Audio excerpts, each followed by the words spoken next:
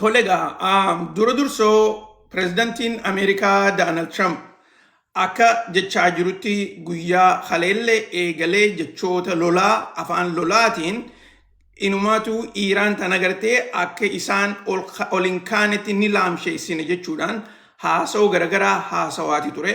Kana ilaalchisee mootummaan Iiraan gara isaaniitiin nuti jechoota nama sodaachisuu fi takka ammoo jechoota gartee maqaa arrabsuu irratti hirmaachuu hin barbaannu. Nuti yoo isaan afaan nagayaatiin kabajaadhaan nu wajji gattaanii haasawan taate kabajaadhaan waliin haasofnaa. Waan sanii achi immoo jechoota arrabaa nurraa hin eeginaa jechuudhaan miidiyaalee garagaraatiif deebii godhaniiti jiran. Dubagaa pirezidantiin Ameerikaadhaa akkuma gartee irraa haasawaa turretti torban kana keessa Prime Minister biyya Israa'elii wajjiin marii Washington DC'tti godhuudhaaf deemu. Inumaatu oduuleen takka akka jechaa jirtutti mariin isaanii tuni gara Floridaatti godhamuun ooltu jaaniitti gartee odeessaa jiran. Tana qofallee odoon taane inumaa mootummaan Israa'el arraan tana ibsa adda addaa akka baasaa jiranitti nuti lola Iiraanii wajjiin godhuudhaaf Ameerikaan nu cinaa dhaabbachuu baatus qophii teenya xumurannee jirra jechuudhaan gara itti gaafatamaa waraana biyyattiitiin ibsa godhaniiti jiran. Ibsa kana akka reefuun tana miidiyaadhaaf haasawaa turetti inumaa difeensi ministeerri biyya Israa'el Katz akka jedhutti Iiraan akka duraanitti gartee harka irra hin qaqqabnu amma immoo akka biyya isaanii guututti diinutti gartee lola irra banuudhaaf teenya jedheeti odeessaa jira. Gara kaaniin pirezidantiin Ameerikaatis waraannan Ameerikaadhaa gurguddaa akkuma gartee dooniilee waraanaatii fi inumaatu gartee the amphibian attack ship warra jaaniinii fi warreen gartee airplane carrier gurguddaa hunda gartee naannoo sanitti walitti qabataniiti jiran. San qofallee odoon taane waraana bahara gartee seenee takkaa'u gartee samiirraa gabbu'ee aayilaandiidhaa fi lafa qabachuu danda'u 50,000 ol qabus toora gartee Indian Ocean kanatti walitti qabaati jiran. Akkuma ammaan duratti yeroo hedduu hogguu gartee xayyaaronni Ameerikaadhaa jiddu galeessa bahaa kanarra hedduminaan olii gad deemu jidduu gartee siisfaayirii kanallee waan takka isin garsiiseetiin ture. Dhugatti yoo gartee waanuma xayyaaraa kana laaltan lafti tuni nagee fakkaatti immoo gara lolaatti achi deemu jirraa jee garteen hogguun isin himu isin irreedduun keessanuu gartee quba akka qabxanitti akka karaa lolaatti gartee deemuudhaaf deemnu keessattuu gartee meeshaalee waraanaa karaa Yuuroopiitirraa jiddu galeessa bahaatti Ameerikaan akkas gurrachaa jirtu nu hundaafuu ifaa jechuudha. Dubagaa kana ilaalchisee pirezidantiin Ameerikaadhaa barruulee adda addaa gartee ta'inni reefuun tana barreessaa jiruun akka gartee ammaan tana as duubatti agartan kanatti dhugaa dubbachuudhaaf biyyi Islamic Republic of Iran biyyi Iran tuni eega gartee nuti siisfaayiriin tana diigamtee haleellaa isaanirra gaggeessine booda marii tana akka gartee itti jabeessinee fuulduratti achi nagayaan marii waliin goonu haasa'oo itti godhuu qabna haasawaan itti fufuudha qabna tanaafuu gartee karaa hin cufinaadhaa jechuudhaan nu gaafatanii nutilleen gara keenyaan warreen gartee marii tana gaggeessu akka gartee hojii isaaniitti ufan anilleen gaafadheetiin jira jechuudhaan pirezidantiin Ameerikaadhaa haasawaa kana itti fufe jechuudha. Dubagaa dubbiin achitti hin dhaabbattu eega Ameerikaan Iiraan keessa bakka adda addaa haleelte booda Iiraanis biyya afur halkan tokkotti haleelaniiti jiran. Biyyootan afuran kunis Qatar, Bahareenii fi akkasuma sanitti Kuwait, Jordan naannoo biyyootan kana gartee keessaan haleelanirraa inumaatu gartee akka jechaa jiranitti bakka gartee waraanni Ameerikaadhaa kaampii gurguddoo irraa qabuma haleelaa jira malee nuti biyya teessan haleelaan jirru biyya teenya haleelaa jirtan jettanii gartee nutti hin aarinaadha jechuudhaani biyyootan arabaa kanaafillee deebii godhaa jiran. Inumaatu edanu galgala Iiraan yoo gartee Ameerikaan waa takkallee hagootu taate Suudi Arabiyaallee kaampii waraana Ameerikaadhaa ni haleelle jechuudhaan ibsa isaanii itti fufaniiti jiran. Dubbiin gaachitti hin dhaabbanne inumaa gartee akka odeessaa jiranitti yoo xiqqaatte misaayiloota 80 ol Iiraan galgala tokkotti biyyootan afran kanaan gartee haleeltee jirti jedhanii odeessaa jiran. Biyya takka tan gartee misaayilonni irraa qabamanis ni jiranii keessaafu gartee naannoo akka Joordan kanatti misaayilonni cinaan qabamee jira jedhaniiti odeessaa jiran. Tanaatanii gidduu wanni gartee miidiyaaleen isinii himaan jirre galgala ajajaan waraana Ameerikaadha. Kan gartee xiqqoo malee waraana guddaadhaan deemu waraana guddaa ajaju haleelameeti du'ee jira. Okay?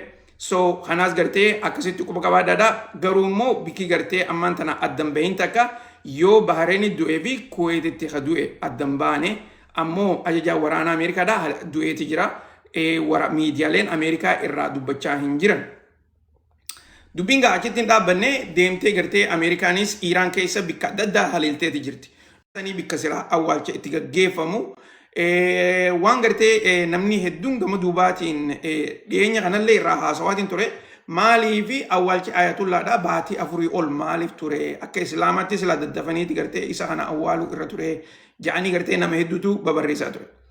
Kanarratti gartee isinii maatiin jira warri Iraan kuni awwaalcha isaa kana akka poolitikaatti itti fayyadamaa jiran. Ummata haalaan ismaartiidhaati. Warri Iraan kana namni poolitikaa hin barsiisu. Jarri kun gartee poolitikaa addaa keessa akka jiran poolitikaan isaanii poolitikaa gartee addunyaa tanarratti dura deemaa ta'e. Dura tarkaanfataa poolitikaa ammayyaa ta'uusaa gartee agarsiisaati jiran. Okay? Kanaafi awwaalchi gartee Ayatullaadhaa kuni gaafa gartee Ameerikaan ayyaana 250ffaa isiidhaa kabajuu irratti beekaatii godhan.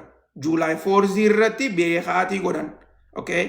Itti pilaana godhanii akka gartee qophiin tuni gaggeeffamuu qabdu irratti beekaatii godhan. San akkasitti fudhadhaadhaa. Garuu immoo wanni takka gartee taniin isin yaadachiisuu barbaadu keessatti bikki gartee Ayatullaan itti awwaalamuudhaaf akkanumatti gartee akkuma nama biraatti lafa qotaniituma hin awwaalan. Okay? Ayatullaa gartee amma bikka inni itti awwaalamu kuni akka gartee shiraayin ijaaniin takka gartee bikka namni fuuldurallee gartee dhaqee daawwachuudhaaf taa'u. Bikka kana immoo dhugaa duraanis gartee qopheessaniiti jiranii. Ammoo tasaati jaanii gartee hin qopheessine awwaalchi isaa kun gartee hogguu dhufe akka gartee awwaalcha isaatiif mijaa'utti waa hedduudha tolchuutu irra jira. Okay? Bikki kuni gartee akkasumas dhaadannoolee inni jiruu fi dhaadannoolee quraanaa waa hedduudhaatu jira. Lafa sanii fi gartee gidaarranii fi wanni kun beeytanii akka gartee akka amantii bikka hedduutti nama kana awwaalan lafa keessa kaaniituma akkasumatti bira adeeman sanii miti. Kasaa gartee akka gartee barbaachisutti akka gartee namayyuu arkutti godhamee fi jaarmeenni addaa jaarameeti achitti gartee inni awwaalama jechuudha. Kanarra gartee footoolee takka isiniin garsiisa. Akka gartee namni hedduun waan hin jechaa jiru kana footoodhaas cinatti gartee qabataniif jechuudha. Okay, let's see. Akka gartee jarri kuni roorroon ittiin goonettiin daddafee isin garsiisa. Ammoo hogguu laaltan gartee dafaati ilaala. Bikki gartee itti awwaalamu waan xiqqoo gartee malee gamoo lafa guddoodha. Okay? Kun hundinuu gartee haareetti jaarame. Jaarameeti gartee taa'uu ture. Kana hundaa gartee awwaalcha isaatiif mirkaneessaniiti tolchanii gartee qophii addaa irra godhameeti. Inni gartee amma bikka kana keessatti awwaalama jechuudha. Footoon isaa as teessi bikki gartee inni itti awwaalame cinaa kanaan jirti jechuu gama kaaniini. Akkasuma sanitti gartee wanni tuni hulaa qaba, mana guddaadha, waan gartee eegumsa addaa qaba. Akkuma gartee warreen biraatis amma dura itti awwaalaman yoo yaadattan gaafa gartee Ayatullaan baatii Januaarii keessa yeroo gartee qabrii Khomeiniidhaa hogguu dhaqu. Okay? Ayatullaan gaafa san du'aaf qophaa'ee jira. Tanaaf gartee qabrii Khomeinii dhaqee akkana ziyaaraa godhu jira jee gaafan isin himsan bikka kanaati bikki inni dhufe jechuudha. Ka Khomeiniitis akkanumatti isaaf gartee kophaa godhaniiti jiran. Okay? So asitti gartee bikki inni itti awwaalame akkuma gartee gartanitti kunoo Ayatullaan gartee reefkisaa as ta'a. Akkasuma sanitti gartee kun hundinuu bikka gartee namni keessa seenee as keessa seenuun akkanatti gartee harka xiqqaadhaan namnummaan fedha as keessa seenuu hin danda'u. Dhugaa yoon isin hime namni as keessa seenuu gartee nama ifii isaatiif gartee itti dhiheenyaan takka gartee warra hujiin isaanii tana taatee fi warreen as keessa seenuudhaaf qophaa'an qofatu seena. takka gartee backgroundiin isaanii ilaalamee hammam takka gartee wanti isaanii gartee namni kun eenyu akka ta'e beekameeti. Booda keessa hogguu gartee awwaalchi kun xumurame booda akka barbaaddutti gartee dheeyxee laaluun ni dandeessa. Yeroo sanuu gartee ittiin dhiyaattu bikka gartee namni qaamaan miilaan irra deemuutu jira. Naannuma san qofa gartee deemta malee naannoo kana hunda itti dhiyaachuu hin dandeessu jechuudha. San hunda gartee akkasitti quba qabaadhaadhaan isiniin jechuudha. Baada maaliif nama hedduutu gartee gaaffiilee hedduu kakaasaa jira. So wanni tunis yeroo barbaada. Akkanatti gartee kan hunda jaaranii fi qopheessanii gartee isa asitti awwaaluudhaaf. Duraanuu jaarameeti jira. Garuu immoo awwaalcha kanaaf waan gartee qopheessuu qabaniitu jira. San gartee hunda qopheessuudhaaf yeroo fudhata. Okay? Akkanumatti gartee ammasis ayatullaan nama gartee amantii gaggeessu tokko nama yoo xiqqaate namni miiliyoona 180 miiliyoona 200 isa hordofu tokko akkasitti gartee quba qabaadhaadha. Saniifuu gartee akkuma namiyyuu ogguu du'e awwaalamutti hin fudhatina isiniin jechuu barbaadeeti. So warreen mootummaan Iiraan xayyaara lolaa hin qabdu jettanii gaafachaa jirtaniif laalaadha. Kaasirra gartan kuni xayyaara gartee Su-24 kan jedhamu kan xayyaara Iiraanii xayyaara lolaati. Xayyaaronni kun jidduu lolaa saniis lafa jala jiran. Okay? Malee lafarra tattaa'utti hin jiran akka gartee biraatti. Asirratti gartee akka gartan kuni xayyaarri lolaa ka Iiraan kun yeroo gartee kuni xayyaara gartee reefkaa ayatullaatiin deemaa jiru xayyaara isaa Iraaq irraa fuudhanii hogguu gartee Mashaaditti deemaniin xayyaaronni kuni eegumsa godhuudhaafif gartee goda keessaa bahanii akkasitti samii irratti gartee eegumsa godhaa jiran jechuudha. Okay? So kanaafuu warreen gartee Iiraan xayyaarri isaanii duraa dhumee jira. Takkaa gartee humni qilleensaa humna qilleensaan qaban humna baharaan qaban akkuma gartee Donald Trump jiru kanatti irreedduun keessan amanaa jirtan fakkaatti dhugaan sanirraa fagoodha. Jarri kun gartee xayyaara isaanii itti fayyadamaa hin jiran. Itti fayyadamanii turan lolli hogguu eegalam torbaan duraa san itti fayyadamaniitu turan. Yeroo san Kuwait keessa kaampiilee waraana Ameerikaadhaa xayyaara isaanii ture. Yoo yaadattan gaafa gartee xayyaaronni Ameerikaadhaa habbaan sadii bikka takkatti haleelame san xayyaara isaanii ture. Okay? So akkasii san gartee akkasitti quba qabaadhaadha. Egaa itti aansuudhaan waan takkataniin isinii barbaadu guyyaa har'aan tanaa Chaayinaan karaa gartee teknoolojii ammayyaa tan rookeetiidhaa fi akkasuma sanitti saatalaayitiilee garaagaraa gara samiidhaa itti ol baasan irratti deemtuu rookeetiidha. Rookeetii sana gartee tan yeroo hedduu itti fayyadamanirraa teknoolojii addaa gartee uumuu isaanii kana qofatti odoo hin taane inumaatu addunyaa irratti seenaadha hojjetanii jiran. Rookeetii samitti ergan tana yeroo duraatiif akkaataa gartee rookeetii tana riisaayikil itti godhuu danda'an. Rookeetiin tuni asii kaatee deemtee hogguu deebitus akkuma gartee xayyaaraatti dhuftee as akka qubattu godhaniiti inumaa gartee isaaniifillee mijaawee rookeetiin tuni bikka kana keessa qubachaa turte. Ta'amma duraa yoo yaadattan tan gartee SpaceXiin qabachaa turte ta SpaceXiidha. Dheertuu gartee akkana dhaabbattee tan ol deemtu hogguu gad deebitu immoo wanni gartee akka goflaa qaba goflaa kanarratti gartee hirkatteetti dhaabbatti. Tasaanii tuni saniin adda teknoolojii biraati jechuudha tuni tan inumaatu gartee akka leevela maagineetiidhaatiin deebitee hogguu gartee rookeetiin dhufu bikka gartee as keessa seentee qubatti jechuudha. Footoolee gartee adda addaa irratti gartee isin garsiisuudhaaf yoo gartee isinii mul'ate akkana fakkaattee akka gartee mana duuba gartan kanatti rookeetiin tuni akkanuma dhuftee gartee enerjii siidhaati wajjin ibiddi kun hundinuu irraa dhaamee hogguu gartee lafa kana xuuxee as keessatti qabamti jechuudha. Duuba akkana jechuun inumaatu gartee teknoolojii addunyaatiif waan seena qabeessa akkasuma sanitti akka duritti gartee reekootii itti fayyadamanii reekootii tana bahara keessa darbanii akkasitti rookeetii tabiraa hin tolchan jechuudha. Inumaatu hamma barbaachisutti gartee hamma rookeetiin kun hujii dhaabutti itti fayyadamuu akka danda'anitti gartee kan samii ol bahee gad deebisanii itti fayyadamuudha jechuudha. Akkana jechuun yeroo hedduutti gartee akka duraanitti amata tokko godhanii amata lamaa sadii turanii masaaretti godhuudhaa miti. Yoo gartee akkanatti ka godhan taate yeroo gaggabaabduu keessatti gara samiidhaa ol deemuu danda'anii.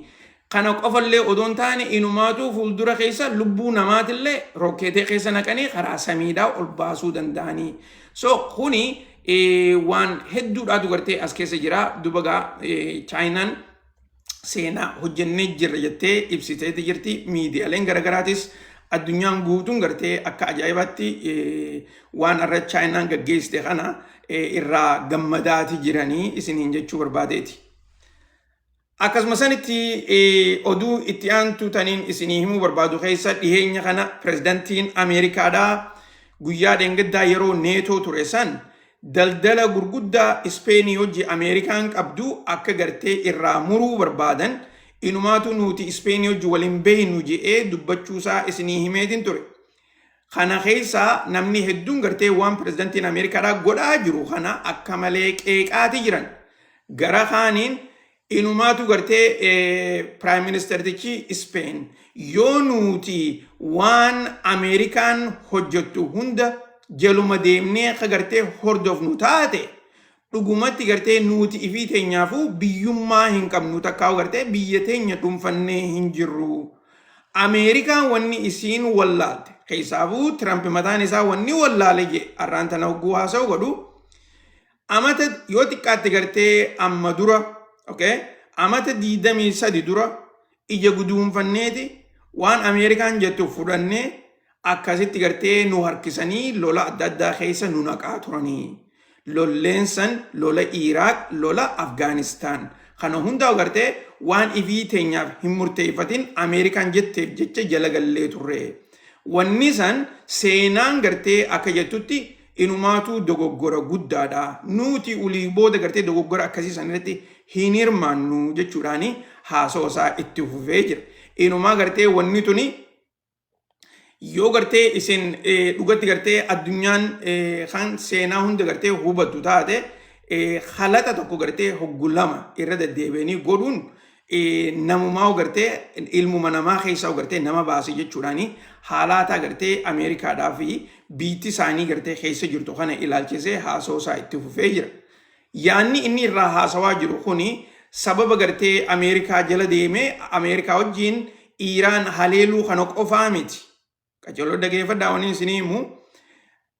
Ameerikaan Ispeen akka gartee lola Iraan kanarratti hirmaattu gaafatteetu turte. Garuu Ispeen jalaa diddeeti turte. Ispeen jalaa diduu bira dabarteeti waraanni Ameerikaadhaa lafa teenyaa fi bahara keenya akka itti fayyadamanii Iraan hin haleelle jaaniiti dubbatanii turan. Sababa sanitti waraanni Ameerikaadhaa kan gartee humni tigaa waraana Ameerikaa tan baharaa fi akkasumas Air Forcein tan Spain jirtu achirraa meeshaalee isaanii hunda gartee xayyaarotaa fi markaboonni hundinuu akka achi keessaa bahu ajajee godheeti gartee san hunda ofirraa buqqaasee ture jechuudha. Sababa sanitti Trump akka malee Spainitti aareeti jira. Garuu aarri isaanii san qofarraa himiti. Aarri isaanii kuni guddoon takka karraa dhufe lola Gaazaa keessatti gaggeeffamaa ture san. Lola gartee Falasxiinii fi warri Israa'el gaggeessaa turan san irratti Ameerikaan duuba dhaabbattee gargaaruu qofa odoo hin taane inumaatu humnoonni Yuurooppiidha. Yuurooppiyen yuuniyeniin akkamitti lola kana cinaa dhaabbatanii odoo ijaan arkanii Israa'el tana gargaaran jechuudhaan Ispeen biyya dura deeminsaan waa hedduu tan Israa'el hojii gootu adda murte keessaafuu daldala humna meeshaalee waraanaa itti gurguruu fi irraa bituullee akkasuma sanitti daldaloota gartee meeshaalee adda addaa tan Israa'el irraa gara Ispeen dhufuus guutumatti akka biyya isaanii hin seenne tagoote isiniin jechuudhaaf.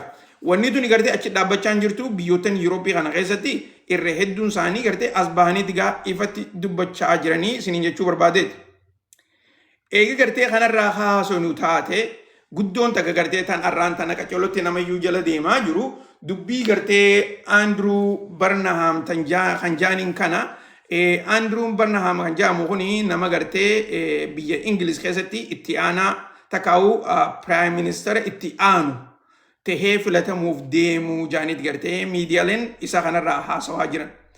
Duba gaa wanni gartee seenaa takka taate arraan tana Andruun akka gartee biyya Ingiliz tana dura deebi'ee gartee akka Prime Minister ta'uuf deemu kana ilaalchisee paartiin isaa paartiin Leebar tajaaniin isa kana gartee silaa bikka buufatteeti jirti. Kanarratti gartee inni kuni isa qofallee odoo hin taane paartiin isaa hamma gartee ummanni Falastiin namni gartee 68,000 ol keessaafuu irra hedduun isaanii shamarranii fi ijoollee xixiqqoon dhumaa turte san nuti akka gartee paartii biyya tana gaggeessaa jirtutti lola kana ija guduunfanneetuma deeggaruu keenya san khalaqa guddaadha jechuudhaani ummata biyyattiitii fi ummata addunyaadhaatti dhiifama gaafachaa jira. Dhiifama isaa kana ibsachaatii jira. Kana keessa gartee dubbiin jirtu irra hedduun ummanni biyya Ingiliziis waan Israa'el ummata Falastiin irratti godhaa jirtu kana hin deeggaru. Miidiyaaleen yeroo adda addaa gartee yaadota garagaraa poolii kan jaaniin keessaan dhiyeessaa jiran.